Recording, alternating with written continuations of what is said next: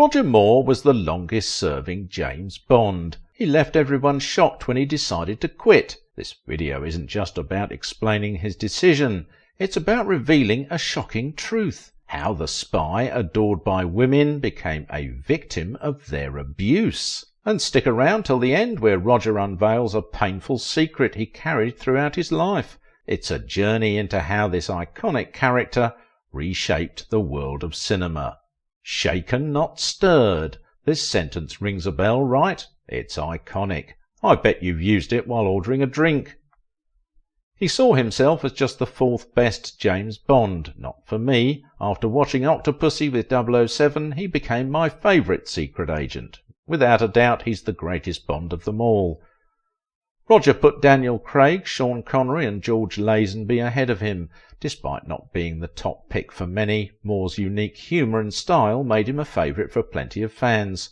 He starred in 7 Bond films, just like Connery, but he held the role for a longer stretch. Moore saw a distinction in their portrayals. Sean played Bond as a killer, and I played Bond as a lover, he said, adding that he only felt like a ruthless agent on Fridays. Payday. As an 80s kid, Roger Moore was my ultimate Bond, a British superstar known around the world.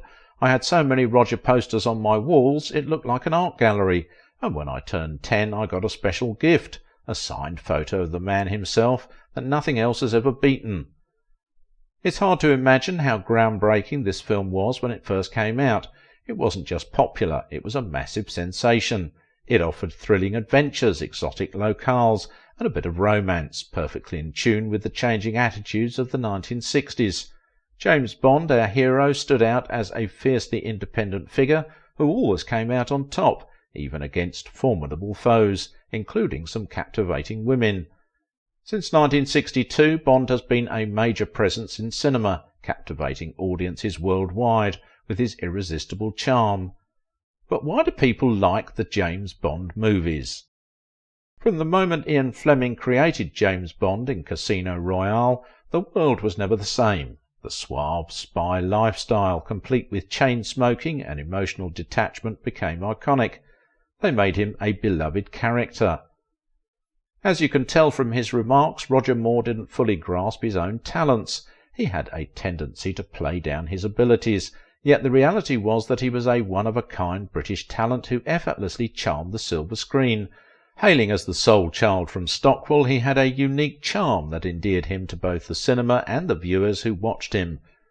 He referred to himself as one lucky bastard. While he didn't kick off the iconic role, his unique connection to the James Bond persona set him apart. But let's take a closer look at what made Roger Moore's James Bond stand out. To do that, we'll have to start right from the beginning. Roger Moore's childhood was far from glamorous. He grew up as an only child in a modest family. His dad worked as a constable, and his mum, who was the daughter of a general, took care of the house. Money was tight, but they managed. From a young age, Moore had a strong passion for the world of cinema. At just 16, he landed an apprenticeship as a cartoonist at an animation company. While there, he learned the ropes of the trade, running errands and fetching meals for the seasoned animators. But Moore's future held something different. Apprenticeships don't leave much room for mistakes, and Moore made a big one. He accidentally damaged some valuable animation cells, and the company didn't tolerate slip-ups. They immediately let him go, but little did Moore know that better opportunities were just around the corner. Roger Moore's journey into showbiz all began with an unexpected turn, with a burglary at famous director Brian Desmond Hurst's house. Moore's father, a constable, got involved in the case, and he saw this as a chance for his son. He introduced Roger to Hurst, hoping the director could provide a foot in the industry. Surprisingly, Hurst was convinced and offered young Roger a role as an extra in his upcoming film Caesar and Cleopatra. Roger didn't think twice and jumped at the opportunity. That's how his path to stardom began, and he left a lasting impression right from the start. On the set, Moore became a real eye-catcher, standing tall at 6'4", with striking golden hair and deep blue eyes. He was a heartthrob, drawing a flock of female fans behind the scenes. For an up-and-coming actor, that attention was pure gold. Recognising his charm, Hurst offered to support Moore's attendance at the Royal Academy of Dramatic Arts. It was a dream come true, but little did Moore know that RADA would change his life in unexpected ways. During his time at RADA, Moore honed the skills that would eventually turn him into 007. He learned that suave James Bond persona and even picked up that iconic transatlantic accent. But wait, there's more. He also made friends with Lois Maxwell, who would become his leading lady in Bond films as Miss Moneypenny, and of course RADA didn't skimp on introducing him to some impressive women. Her name? Dawn Van Stein. Moore's heart skipped a beat when he met her. She was a 26-year-old RADA student, an actress, and a single mum to a little boy named Sean Van Stein. At just 19, Moore left RADA and tied the knot with her. It looked like a fairy tale beginning, but little did they know the storm brewing ahead. Can you believe that Roger Moore, the guy every woman swooned over, went through abuse from women? Pretty shocking, right? I did promise you this video would leave you with your jaw dropped. Once the honeymoon glow faded, Moore and Van Stein's whirlwind love story took a dark turn. Van Stein grew increasingly frustrated with Moore's struggling career. It brought out her sinister side. Verbal and even physical attacks became her outlet for her pent-up frustrations. Moore remembered her cruel words. "You'll never make it as an actor. Your face is too weak." Moore revealed, "Dawn would scratch me. She threw a teapot at me once. I'd been sunbathing in the garden, and when I came inside I made a cheeky remark, and that teapot came flying at me. I said, 'That's it, I'm leaving.'" Moore had finally had enough. He decided to end his turbulent marriage, but instead of finding happiness, he fell into the clutches of another crazy woman. In 1952 he met singer Dorothy Squires, 12 years his senior. Despite the age gap, they hit it off. There was one hitch. He was still miserably married to Van Stein, but that changed. After divorcing Van Stein in 1953, Moore and Squires tied the knot. He seemed to have a thing for older women, but often with fiery tempers. Their marriage was a roller coaster, and Moore claimed Dorothy was abusive too. They moved to America, where Moore's career took off while Squires declined. Their arguments escalated, with Squires even smashing a guitar over Moore's head during one explosive fight. Their terrible marriage was compounded by a painful secret. They struggled with infertility. Squires suffered heartbreaking miscarriages in the United States, devastating the couple. For Moore, who dreamed of being a father, the disappointments were unbearable. In 1961, Squires issued an ultimatum: leave America or it's over. She couldn't endure their constant arguments, and Moore's alleged attraction to co-star Dorothy Provine was the last straw, so they left the US and settled in Birmingham, where Moore's temptation increased. That temptation came in the form of Luisa Mattioli, an Italian actress who co-starred with Moore in Romulus and the Sabines. Given Moore's history of starting new relationships while married, it's no surprise he fell for Mattioli. Their affair led Moore to leave his wife for her, further infuriating Squires, who resorted to throwing a brick through Moore's window. Fed up, Moore called the authorities. When they arrived and pointed out Squires' injuries, her response became legendary: "It's my heart that's bleeding." In the following years, Squires was on a mission to destroy Moore's happiness. She sued him for neglecting their marriage and took another actor, Kenneth Moore, to court for calling Mattioli Moore's wife before the divorce was official. But the toughest part for Moore was Squires' refusal to grant him a divorce, dragging out his misery. Squires wanted Moore to suffer, but there was something she couldn't change. Squires wanted to make her husband's life a misery, but things took a turn for the better when Moore landed the role of secret agent Simon Templar in the Saint TV series. The show became a smash hit in England and crossed over to American screens. When it ended, Roger Moore was a household name in over 60 countries. It was the beginning of something huge. In 1969, Roger Moore's life took a turn for the better. His ex-wife finally granted him a divorce after almost 8 years, allowing him to marry his mistress, Luisa Mattioli. Their wedding turned into a frenzy, with fangirls screaming Moore's name. With his family by his side, Moore was ready for anything life could throw at him, including the opportunity to become a movie star. But I know what you're dying to hear from me. How did Roger Moore become James Bond?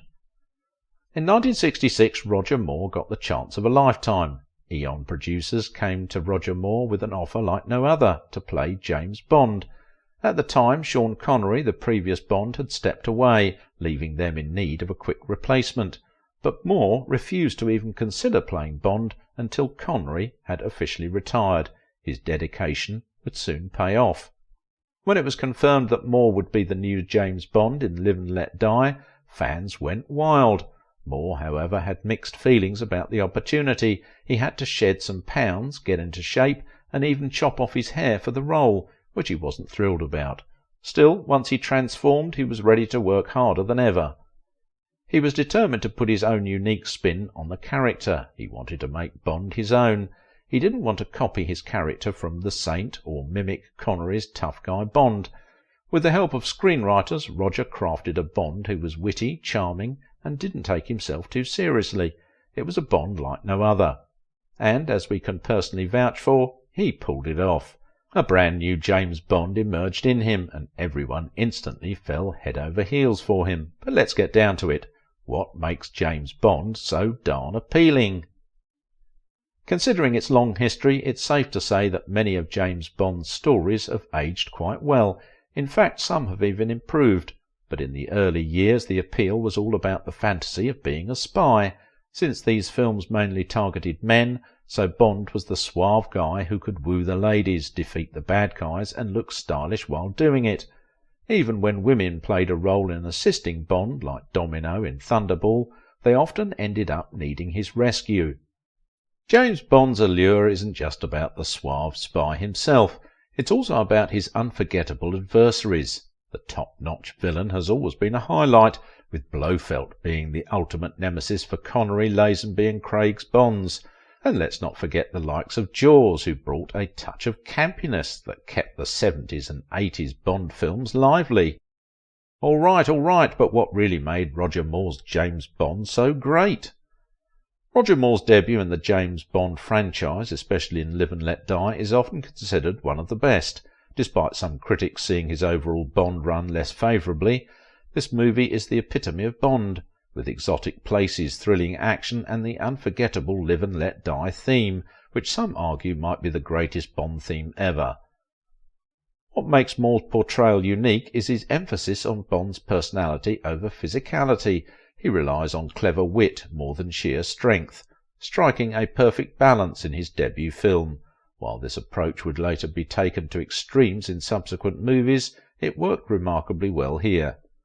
Unlike other actors whose initial Bond performances set the tone for their portrayal, Moore's first outing doesn't lock him into a specific mould.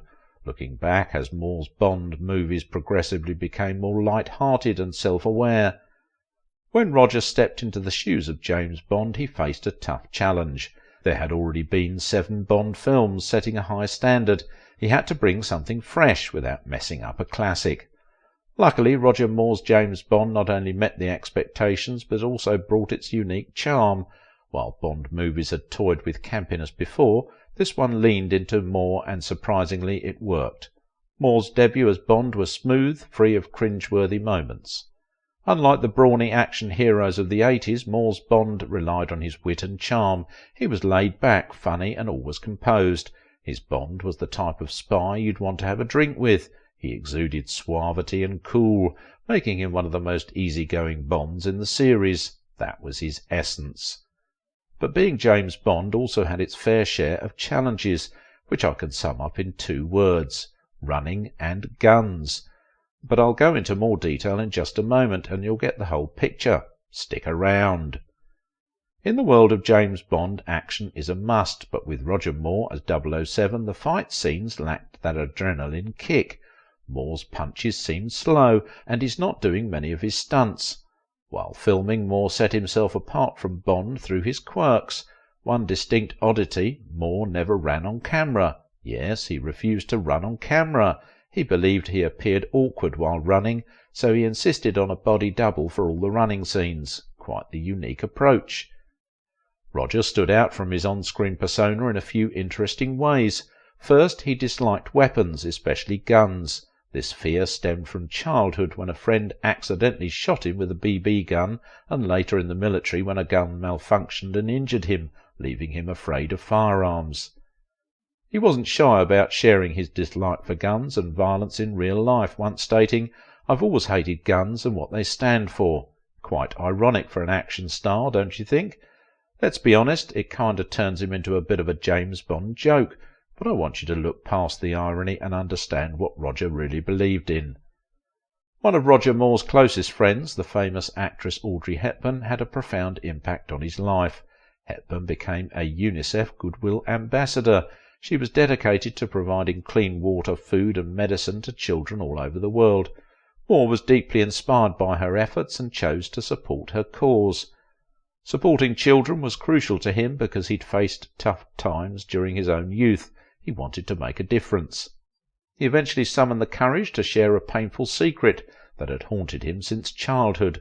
"I was abused as a child," bravely confessing. "Not severely, but I didn't open up to my mother until I was 16 because I carried the weight of shame." What triggered Moore to reveal this surprising revelation all of a sudden? He recognized the importance of his star power, and he was determined to prevent other child victims from enduring the same overwhelming sense of guilt he had once felt. I mentioned you'd get a unique personal insight into Roger Moore, something you won't find elsewhere. I also pointed out how this video will reshape your perspective on Roger Moore. After the success of Moore's first Bond film, the studio made a mistake by trying to make Bond darker, which he didn't like. He hated playing Bond as a thug, and audiences weren't impressed either. They knew they had to make big changes for the next film, or there might not even be a next film. The Man with the Golden Gun was a flop, almost ending the Bond franchise. But when Moore returned as Bond in 1976, they revamped everything. They got a new director and a new screenwriter who embraced Moore's cheekier, more comedic Bond. Director Lou Grade even saw Moore's Bond matched Fleming's original character better. The results were clear. When Moore and his co-star presented The Spy Who Loved Me at the 1977 Cannes Festival, fans and critics loved it. Moore agreed, calling it his best Bond film and the one he enjoyed making the most. "I think The Spy Who Loved Me was the best," he said in an interview, "or rather the one I enjoyed doing the most. It was a high point in his career, but you know what they say about high points? It's all downhill from there." Despite its massive success, he attempted to quit. Now you might be thinking, what a stupid idea, but I'm going to explain why Roger Moore wanted to move on from the James Bond days, and I think you'll not only understand his choice but also agree with it. Why did Roger Moore want to quit James Bond? Let me break it down. By his 5th time as Bond, Moore had had enough. He told the producers he wasn't too keen on coming back for a 6th round. But when the rival Warner Brothers announced their own non-canon James Bond movie with Sean Connery, the producers begged Moore to change his mind. So he did, and Octopussy managed to outdo Connery's Never Say Never Again. But there's more. He had a falling out with one of his co-stars. He didn't enjoy filming A View to a Kill due to a feud with Bond girl Grace Jones. He mentioned in his autobiography that she played loud music during breaks, disrupting his sleep and disturbing him. When asked about Jones, he simply said, "My mother once said if you have nothing good to say about someone, then say nothing at all." And last but not least, he felt embarrassed about his age. Moore believed that at 57 he was way too old to keep playing Bond. He remarked, "I was getting long in the tooth. When the leading ladies came in and they were younger than my daughter, I thought, this is getting on a bit. And then, God, I could have had them as granddaughters. It becomes rather disgusting, a dirty old man." Critics tended to agree with Moore, generally panning the film. Now, after going through this, the idea of leaving doesn't sound all that wild, but I'm interested to hear your thoughts, so if you watch the video and don't leave a comment, I'll be quite disappointed. So he was ready to move on and start a new chapter, so what came next?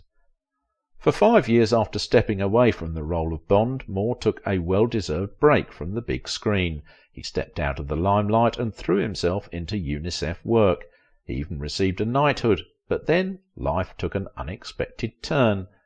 His health began to decline. He received a devastating diagnosis, prostate cancer. At 66 he faced his own mortality in a painful and life-changing experience. Though he made a full recovery, he emerged from the hospital as a changed man, no longer content with the choices of his life. It changed his life just as the James Bond movies changed the cinema. James Bond was like a real-life superhero, even though he was just an ordinary guy. His superpowers? Well, mostly used for charming the ladies. He was a spy who worked solo and always came out on top. If we look at superhero stories, which have entertained kids since 1939 through comics, the first superhero to hit the big screen was Captain Marvel, followed by Batman and Superman. These characters had incredible superpowers while upholding the heroic ideal of saving the world. James Bond was different. Bond became an everyday hero. Audiences loved Moore's charismatic and relatable style. For the first time they could watch a film where regular folks could become heroes, accomplishing extraordinary feats on a grand scale. James Bond isn't your typical book-turned-movie story. It's a legendary film series that's been going strong for decades, making it one of a kind. And when it comes to playing James Bond, Roger Moore holds the record for the longest run. In 1985, at 57 years old, Moore suited up as 007 for the 7th time. The Bond series didn't just entertain us on screen, it had a massive impact on spy movies. It practically set the stage for secret agent films back in the 60s, and other filmmakers tried to follow suit. Some went for action like Mission Impossible, some focused on brains and professionalism like Bourne, and some added wit like Kingsman. But let's also not forget about the Bond girls. They're a phenomenon created by the series. These actresses tackle demanding action roles as 007's capable partners on missions. While the media fusses over who's cast, the result is always strong women who can handle themselves. Bond girls are mostly skilled female spies, and their presence has reshaped how we see attractive women. They're not just relying on men anymore. James Bond also influenced the world of movie advertising. Bond's extravagant lifestyle, complete with fancy outfits, cool gadgets, fast cars and cool stuff, became a magnet for brands. Unlike high-end fashion, Bond's reach extended to everyday items. Since 1997, a beer brand has been proud to be associated with James Bond. In case you wondered, do people still like James Bond? Why is James Bond still popular after more than 60 years? What's the secret to Bond's lasting appeal? Wondering why 007 is still a big deal? Well, the James Bond fan club spans generations and everyone's got their favourite Bond. But beyond the fancy suits, cool cars and thrilling action, there's more to his lasting appeal. Despite some criticism, Bond has adapted over the years. People used to call him a womanizer, a heavy drinker, and just a government pawn in a sharp suit. But Bond's changed with the times, fitting the era and the actor playing him. Sean Connery rocked the 1960s swagger with a dose of sexism. George Lazenby added a touch of romance, and Roger Moore made Bond perfect for the wild 70s. Another key thing is how Bond mixes old and new. And perhaps most importantly, Bond's smart casting choices for each actor who played him have kept the flame alive. Each Bond actor brought something special, like Roger Moore making Bond a 70s icon. They made the character their own and cemented 007's legendary status. Bond's history tells us he'll keep evolving and staying popular for many more decades. James Bond might not be the hottest topic in today's world of superheroes and action-packed franchises, but he's still a beloved figure. Choosing the next Bond is a big deal because each actor brings their own unique style to the role. As Bond has aged, he's become more than just a smooth spy. He's a complex character shaped by his challenging life. This evolution has made him more relatable and led each new film to explore his character and motivations in depth. Despite these changes, Bond's iconic image reminds us that he's still the ultimate movie spy. The classic Bond theme, unchanged over the years, tells us what kind of adventure to expect. It's a musical signal that, no matter what, Bond remains Bond. Ultimately, Bond endures because of his timeless qualities and his journey towards greater depth and complexity. But don't think you don't already have my next video ready for you to watch. Don't wait. Here it is. How John Astin hid a scandal under everyone's nose. Go ahead and check it out.